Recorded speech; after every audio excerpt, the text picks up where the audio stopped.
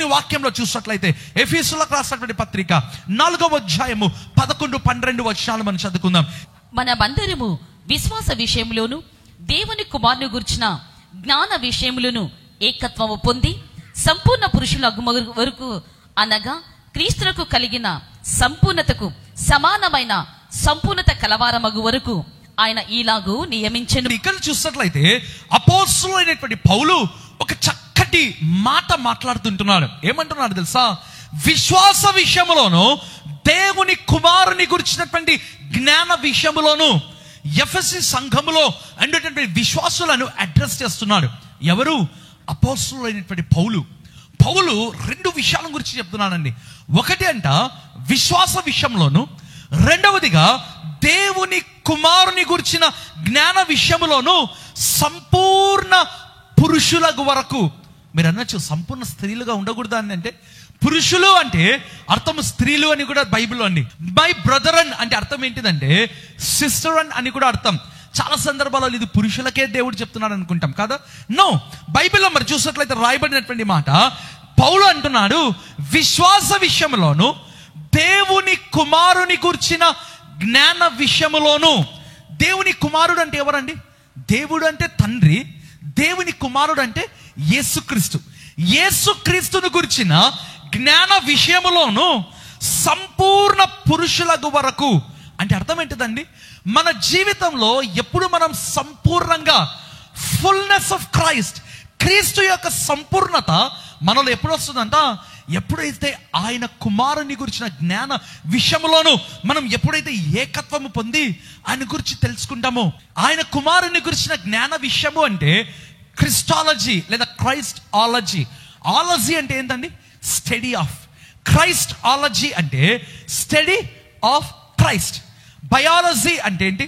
Study of life. Zoology అంటే study of animals. In the same way Christology అంటే అర్థం ఏంటిదంటే స్టడీ ఆఫ్ క్రైస్ట్. ఈ పౌలు అంటున్నటువంటి మాట క్రీస్తును గురించిన జ్ఞాన విషయంలోను. అంటే అర్థం ఏంటిదంటే యూ షుడ్ నో అబౌట్ క్రైస్టాలజీ. అమ్మో, క్రైస్టాలజీ అంటే ఏంటిదండి? నథింగ్ బట్ మీ చేతిలో ఉన్నటువంటి దేవుని వాక్యము. క్రీస్తును గురించినటువంటి జ్ఞానము అంటే ఆయన యొక్క మహిమ, దేవుని యొక్క కృప, ఆయన యొక్క ఔన్నత్యము, ఆయన యొక్క ఆత్మ, ఓ యేసుక్రీస్తు యొక్క జన్మ, ఆయన పునరుద్ధానము, ఆయన యొక్క మరణము. ఓ బైబిల్ గ్రంథం అంతా కూడా ఒకటి మనకు చూపిస్తుంది, ఒక్క క్రీస్తును చూపిస్తుందండి. క్రైస్టాలజీ. ఆ యొక్క క్రీస్తును గురించినటువంటి జ్ఞానమును మనం ఎప్పుడైతే సంపాదించుకుంటామో, బైబిల్లో రాయబడింది కదా సంపూర్ణ పురుషులకు వరకు. అంటే అర్థం ఏంటిదండి? ఏదో నీవు దేవుని గురించి నీవు అంగీకరించిన తర్వాత, లేదా యేసుక్రీస్తును నీ సొంత రక్షకునిగా నీవు అంగీకరించినంత మాత్రాన నీవు సంపూర్ణ క్రైస్తవుడిగా కాలేవు. లేదా నీటి బాప్తిస్మము తీసుకున్నంత మాత్రాన నీవు సంపూర్ణ క్రైస్తవుడిగా కాలేవు. లేదా పరిశుద్ధాత్మ వరములు పొందినంత మాత్రాన you can not become a fullness of Christ. క్రీస్తు యొక్క సంపూర్ణతగా నీవు మారలేవు. పౌలు అంటున్నటువంటి మాట క్రీస్తును గురించిన జ్ఞానము. You should have the knowledge of Christ. అంటే అర్థం ఏంటిదండి? ఆధ్యాత్మిక క్రైస్తవ్యం. అలవాటుగా ఉంటే ఇది జరగదు నీ జీవితంలో ఆధ్యాత్మికంగా. ప్రియమైన వాళ్ళు ఎప్పుడైనా తల్లి గర్భములో మరి చూసినట్లయితే పిండము అనేటువంటిది ఫామ్ అయినప్పుడు ఏం జరుగుతుందండి? కనిపిస్తుంది స్కానింగ్ లో ఒక పిండముగా, అవునా? అయితే దినములు గడుస్తుండగా అవయవములు పెరుగుతుంటాయి కదా. ఒకవేళ కళ్ళు, చేతులు ఒక్కొక్క నెల కొద్దిగా పెరుగుతూ ఉంటుంది. అయితే అది స్కానింగ్ లో కనిపిస్తుంది లోపల శిశువు ఉన్నాడని. అయితే సంపూర్ణత కాదు, పరిపూర్ణత కాదు. ఎప్పుడు అది పరిపూర్ణత అవుతుంది, లేదా ఎప్పుడు ఫుల్ గా ఆ యొక్క లోపల బేబీ ఫామ్ అవుతుందండి? ఆఫ్టర్ సమ్ టైం అన్ని అవయవములు ఫామ్ అయితేనే ఆ యొక్క బేబీ ఫుల్నెస్, సంపూర్ణత. ఇన్ ద సేమ్ వే నీ జీవితంలో కూడా రక్షింపబడిన దినమున నీవు సంపూర్ణ క్రైస్తవుడు కాదు. మరి ఎప్పుడైతే నీవు యేసు రక్తము ద్వారా నువ్వు కడగబడతావో అది క్రీస్తు జ్ఞానమే అండి, నేను కాదనను. అయితే ఎప్పుడైతే నీవు దేవుని కుమారుని గురించిన జ్ఞాన విషయములోను నీవు ఏకత్వము పొంది, బైబిల్లో రాయబడింది సంపూర్ణ పురుషులకు వరకు. అంటే ఆ జ్ఞాన విషయము మనకు లేకపోతే మనము సంపూర్ణ పురుషులుగా కాదు. బైబిల్లో రాయబడింది కదా, సంపూర్ణ పురుషులు అంటే అర్థం ఏంటిదంట? అదే వచనంలో రాయబడింది, అనగా క్రీస్తు కలిగిన సంపూర్ణతకు సమానమైన సంపూర్ణత కలుగు వరం వరకు ఆయన ఇలాగూ నియమించెను. ఎంత గొప్ప మాట అండి! క్రీస్తుకు కలిగిన సంపూర్ణత ఉందంట. దేవుని కుమారులకు కుమార్తెలుగా ఆయన సంపూర్ణతకు సమానమైనటువంటి సంపూర్ణతగా మనము కూడా ఫామ్ అగుటకు ఆయన మనల్ని నియమించాడు. ఎంత లోతైన మాట పౌలు పలుకుతున్నాడు కదా! ఎంత గొప్ప మాట! మనం అనుకుంటాము ఆదివారం ఆరాధనకు వస్తే చాలా హ్యాపీగా ఫీల్ అవుతాం, లేదా ప్రభుకు కానుకలు ఇస్తే హ్యాపీగా ఫీల్ అవుతాం, దశమ భాగములు ఇస్తే ఇంకా చాలా గొప్పగా ఫీల్ అయిపోతుంటాం, లేదా దేవుని బిడ్డలారా ఒకవేళ ఇంకా క్రీస్తును మరి చూసినట్లయితే ఇక ప్రభురాత్రి భోజనంలో ఒకవేళ మనం చేయేస్తే చాలా హ్యాపీగా ఫీల్ అవుతుంటాం. అయితే ఎవరు సంపూర్ణత అంట? ఎవరైతే ఆయన కుమారుని గురించిన జ్ఞాన విషయము కలిగి ఉంటారో వారు సంపూర్ణ పురుషులు. అనగా క్రీస్తుకు కలిగిన సంపూర్ణత విషయంలో మనము సమానమైనటువంటి సంపూర్ణత కలుగుటకు దేవుడు మనలను నియమించాడు. ఈ లోకంలోనికి మనం ఎందుకు వచ్చామండి?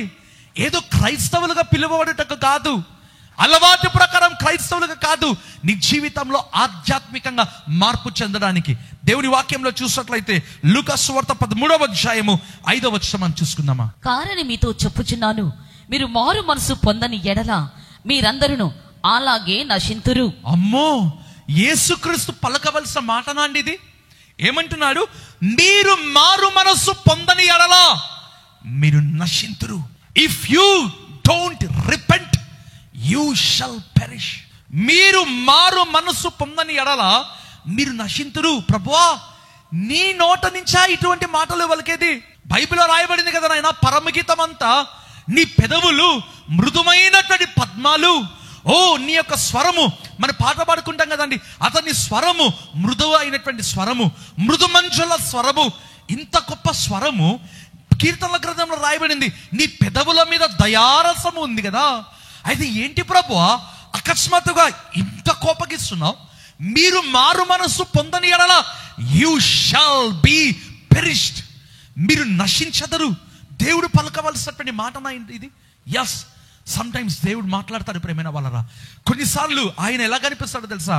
బూజం హార్ట్ ఆఫ్ ఎ మదర్ అంటారు కదండి, పాలిచ్చేటువంటి తల్లిలాగా ఓ ఎంతో ప్రేమగా అనిపిస్తుంటాడు. ఇంకొకసారి గర్జించు సింహము వలె ఉంటాడండి, యూదా గోత్రపు సింహము వలె. ఆయా సందర్భాల్లో ఆయన కోపగించాడు. దేవుని ఆలయమును ఎప్పుడైతే ప్రజలు వ్యాపార కేంద్రంగా మార్చారో దేవుడు ఒక్కసారి అటాక్ చేయడం ప్రారంభించాడు యేసుక్రీస్తు. అంతవరకు కూడా ఒక చెంప కొడితే రెండవ చెంప చూపించండి అన్నటువంటి ప్రభువు, లేదా ఇంకా మరి చూసినట్లయితే సాత్వికమును గురించి దీన మనస్కుడైన ప్రభు కొన్ని సందర్భాలలో ఆయన ఉగ్ర రూపం దాలుస్తాడండి. ఏం జరిగిందో తెలుసా? ఆ అధ్యాయంలో చూసినట్లయితే 2 ప్రాముఖ్యమైన విషయాలు జరిగాయి. మొదటి వచనం నుంచి చూస్తే, మొదటిది ఏంటంటే గలిలయలో పిలాతు అనేటువంటి గవర్నర్ అందామా, గలిలయలను చంపాడు. ఏ విధంగా? వారి రక్తమును వారి యొక్క బలితో కలపడం ప్రారంభించాడు. అప్పుడు ప్రజలు గలిలయులు కొంతమంది వచ్చి యేసు దగ్గరికి వచ్చి చెప్పడం ప్రారంభించాడు. అప్పుడు ప్రభు ఏమన్నాడు తెలుసా? వీరు ఎక్కువగా పాపము చేశారండి, అందుకే పిలాతు వీరికి ఈ స్థితి కలగజేశాడు అని మీరు అనుకుంటున్నారా? కాదు కాదు, మీరు మార్పు చెందని ఎడల ఆ విధంగానే మీరు నశిస్తారు.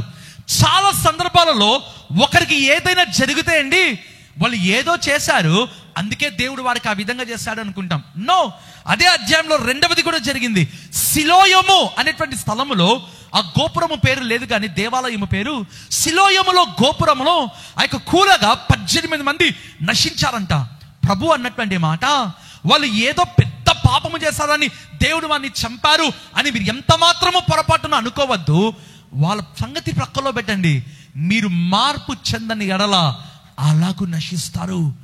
ఎంత భయంకరమైన మాట అండి! మార్పు చెందకపోతే అంత భయంకరమైన పతనమా? ఒక సందేశం ఇచ్చానండి. ఏంటిదంటే, మెనీ టైమ్స్ దేవుని యొక్క కృపను చాలా ఈజీగా తీసుకుంటుంటారు విశ్వాసులు. పౌలు ఒక చోట ఏమన్నాడు తెలుసా? దేవుని కృప కూడా కొన్నిసార్లు ఆగిపోతుంది. చాలా భయంకరమైన మాట అండి ఇది. చాలా సందర్భాలలో దేవుని బిడ్డలు, విశ్వాసులు మరీ ముఖ్యంగా ఎవరైతే నిజముగా బై బర్త్ క్రీస్తులో జన్మించినటువంటి వాళ్ళు, అంటే వారి కుటుంబాలు క్రీస్తులో క్రైస్తవ్యంలో జన్మించిన వాళ్ళు చాలా తేలికగా తీసుకుంటారు. ఏ విధంగా అంటే ఎంత పాపము చేసినా దేవుడు క్షమిస్తాడు. నో, ఒక వచనం ఉందండి, పౌలే అన్నాడు తన నోటితో, కృప ఆగిపోయే సమయం ఉంది మన జీవితంలో. ప్రేమైనటువంటి వాళ్ళరా, ప్రభు అంటున్నాడు మీరు మారు మనసు పొందని ఎడల, ప్రభువే అంటున్నాడు నశిస్తారు. Then what about grace? కృప ఏమైంది ప్రేమైన వాళ్ళరా? కృపామయుడే అంటున్నాడు మీరు మార్పు చెందని ఎడల మీరు నశించెదరు. అందుకే అలవాటు ప్రకారము క్రైస్తవ్యంగా కాదు, నీ జీవితంలో ఆధ్యాత్మిక క్రైస్తవ్యముగా నువ్వు మారడం ప్రభు యొక్క చిత్తం. దేవుని వాక్యంలో ఒక మాట చెప్పి నేను ముగిస్తాను. లూకా సువార్త 13వ అధ్యాయము 16వ వచనం. ఇదిగో 18 ఏండ్ల నుండి సాతాను బంధించిన అబ్రహాము కుమార్తె అయిన ఈమెను విశ్రాంతి దినమందు ఈ కట్ల నుండి విడిపింపదగదా అని అతనితో చెప్పెను. చాలండి, అదే అధ్యాయంలో ఒకానొక దినమున యేసుక్రీస్తు సమాజ మందిరంలోనికి వెళ్ళాడండి. Event as a normal person, ఒక సామాన్యమైనటువంటి వ్యక్తిగా వెళ్ళాడు. మేబీ అక్కడ ఆయన కూర్చొని ఉన్నాడు. అక్కడ సమాజ మందిర అధికారి కూడా ఉన్నాడంట బైబిల్లో చూసినట్లయితే. ఈలోగా 18 సంవత్సరముల నుండి దయ్యము పట్టి ఆమె నడుము వంగిపోయినటువంటి బలహీనంగా ఉండేటువంటి స్త్రీ కనిపించడం ప్రారంభించింది. చక్కటి మాట అండి. ప్రభు ఒకరోజు సమయం ఇస్తే ఈ ఒక్క మాటను గురించి మనం ధ్యానిద్దాం. ప్రభు ఆమెను పిలిచాడు. ఆమె ప్రభు దగ్గరికి రాలేదు, ఆమె ప్రభుని గుర్తించలేదు. But Jesus himself called her. యేసు ఆమెను పిలిచాడు. ఆమె బాధ చూసి అమ్మా అని పిలిచి ఆయన చేయి ముట్టి ఆమెను బాగుపరిచాడు. ఆ సమయంలో సమాజ మందిరపు అధికారి అక్కడ ఉన్నటువంటి బిడ్డలను చూసి అన్నటువంటి మాట, ఎవరైనా ఈ యొక్క విశ్రాంతి దినమున ఈ స్వస్థతలు పొందుతారా? మిగతా 5 రోజులు ఉన్నాయి కదా, అటువంటి సమయంలో మీరు రండి అంటే అర్థం ఏంటిదండి? నాకు అనిపించింది 2 వ్యక్తులు ఉన్నారు. ఒకవైపు ప్రభు అయిన యేసు ఉన్నాడు, ఇంకొక వైపు సమాజ మందిరపు అధికారి ఉన్నాడు. బట్ కంపేర్ చేయడం ప్రారంభిస్తామా? ఇతడు ఒక సమాజ మందిరపు అధికారిగా ఎన్ని సంవత్సరములుగా ఆ మందిరంలో, ఆ ఆలయంలో ఒకవేళ తన కర్తవ్యం నెరవేరుస్తున్నాడు. అయితే ప్రేమిన వాళ్ళరా, ఆ స్త్రీని ఏ రోజు కూడా అతడు పిలవలేదండి. ఆ స్త్రీని ఏ రోజు కూడా ఆమెను స్వస్థపరచలేదు, ఆమె కొరకు స్వస్థత ప్రార్థనలు చేయలేదు. ఈరోజు అనేక మంది దేవుని సేవకులు ఎప్పుడూ ఒకే రకమైనటువంటి టీచింగ్స్, ఎప్పుడు ఒకే రకమైనటువంటి బోధనలు. అయితే క్రీస్తు యొక్క బోధ కలిగి ఉండడం ప్రారంభించాలి, ప్రభు యొక్క బోధ కలిగి ఉండడం ప్రారంభించాలి. మన పరిచర్యలో, మన మందిరంలో, మన సంఘములో స్వస్థత ప్రార్థనలు జరుగుతున్నాయా? పరిశుద్ధాత్మ ప్రార్థనలు మీరు వెళ్ళేటువంటి స్థలములలో జరుగుతున్నాయా? ప్రియమైనటువంటి వాళ్ళరా, యేసుక్రీస్తు ఆమెను పిలిచి స్వస్థపరిచినట్లుగా మరి చూడగలము. సేవకుల జీవితంలో కూడా, పరిచర్యలో కూడా మార్పులు రావాలి. పరిచర్యలో కూడా మార్పు రావాలి. ఎటువంటి మార్పులు? పోట్లాటలు కాదండి. నాకు ఆ పదవి కావాలి, ఈ పదవి నీకు, ఇవి కాదు. ప్రేమ వల్ల ప్రభు చూసినట్లయితే ఆమెను పిలిచి ఆమెను స్వస్థపరిచినట్లుగా ఆ సమాజ మందిరపు అధికారి అన్ని సంవత్సరంలో ఒక్కరోజు కూడా అండి, ఒక్కరోజు ఆమెను పిలవలేదు. బైబిల్లోనే రాయబడింది 18 సంవత్సరముల నుండి ఆమె సమాజ మందిరంలోకి వస్తూ ఉందంట. బట్ నెవర్, ఆమె జీవితంలో ఎప్పుడూ ఇది జరగలేదండి. అయితే యేసు ఆమెను పిలిచాడు. ప్రేమైన బాలరా, పరిచర్యలో మార్పు, నీ జీవితంలో మార్పు. ఈరోజు ప్రభు మనతో మాట్లాడుతున్నటువంటి మాట, అలవాటు ప్రకారము ఒకవేళ క్రైస్తవ్యంగా ఉన్నామా? ఒకవేళ పరిచర్య ప్రతి ఆదివారం ఒకేలాగా వాక్య పరిచర్య, ప్రభురాత్రి భోజనం అంతేనా? నీ జీవితంలో, నీ పరిచర్యలో ఒకవేళ ఈ సందేశం వింటున్నటువంటి వారిలో దైవ సేవకులు ఉన్నట్లయితే there should be some change in your ministry. నీ పరిచర్యలో ఒక మార్పు ఉండాలి. From one level to another level, to level to another level, to the level of glory. మహిమ స్థాయిలోనికి మన పరిచర్య వెళ్ళడము దేవుని యొక్క చిత్తము. ఈరోజు ప్రభు మనతో మాట్లాడుతున్నటువంటి మాట, అలవాటు ప్రకారం క్రైస్తవ్యంగా ఉన్నావా, లేదా ఆధ్యాత్మిక క్రైస్తవుడిగా ఉన్నావా అని ప్రభు మనతో మాట్లాడుతుంటున్నాడు. మన బైబిల్లో చూసాం కదా, సంపూర్ణ పురుషులగునట్లుగా, అనగా బైబిల్లో రాయబడిన మాట, క్రీస్తు సంపూర్ణత కలిగి ఉన్నాడు. ఆ సంపూర్ణకు సమానమైనటువంటి సంపూర్ణత కలుగునట్లుగా మనము నియమించబడి ఉన్నాము. ప్రభు అన్నాడు, మారు మనసు పొందని ఎడల మీరందరూ నశించెదరు. కృపామయుడు, కలువరి సిలువలో రక్తము కార్చినటువంటి దేవుడు, అదే దేవుడు ఇప్పుడు పలుకుతున్న మాట బైబిల్లో రాయబడింది, మీరు మార్పు చెందని ఎడల మీరు నశిస్తారు. ప్రేమైన వాళ్ళరా, ఈ సందేశము మీ జీవితంలో ఒక నిజమైన మార్పు తీసుకొని వచ్చును గాక. అలవాటు ప్రకారం ఇంతవరకు క్రైస్తవ్యంగా ఉంటే ఒక ఆధ్యాత్మిక క్రైస్తవులుగా మార్పు చెందడం ప్రారంభిస్తాం. దేవుడు ఈ సందేశం ద్వారా ప్రభు మీతో మాట్లాడును గాక. తలలు వంచినట్లయితే మీ కొరకు నేను ప్రార్థన చేస్తాను.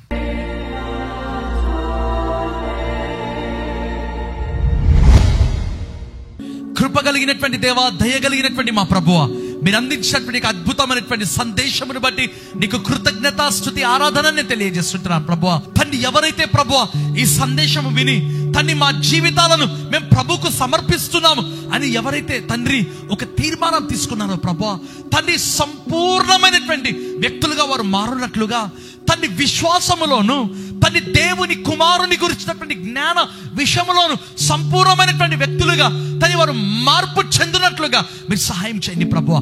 కుటుంబంలో ఉన్న ప్రతి సమస్యలను తొలగించండి తండ్రి. కుటుంబంలో ఉన్న ప్రతి ఇరుకులు, ఇబ్బందులు తొలగించండి తండ్రి. ఆత్మీయంగా వారు ఎంతగానో ఎదుగునట్లుగా సహాయం చేయండి ప్రభువా. తండ్రి రక్షణ పొందినట్లుగా, మారు మనసు పొందినట్లుగా తండ్రి కొత్త జీవితం వారికి దయచేయండి. ప్రభువును సొంత రక్షకునిగా వారు అంగీకరించినట్లుగా మీరు సహాయం చేయండి ప్రభువా. తండ్రి, ఎవరికి ఏ సమస్యలు ఉన్నా నజరేయుడైన యేసు నామమందు తొలగించండి ప్రభువా. ఇదిగో యేసు అనే నామము నేను పలుకుతూ ఉంటున్నాగా ప్రభువా, తండ్రి ఎవరి జీవితంలో ఏ కోరిక కలిగి ఉన్నారు అది వారికి నెరవేరును గాక. ఏ అవసరత ఉందో అది వారికి తీరును గాక. Thank you lord.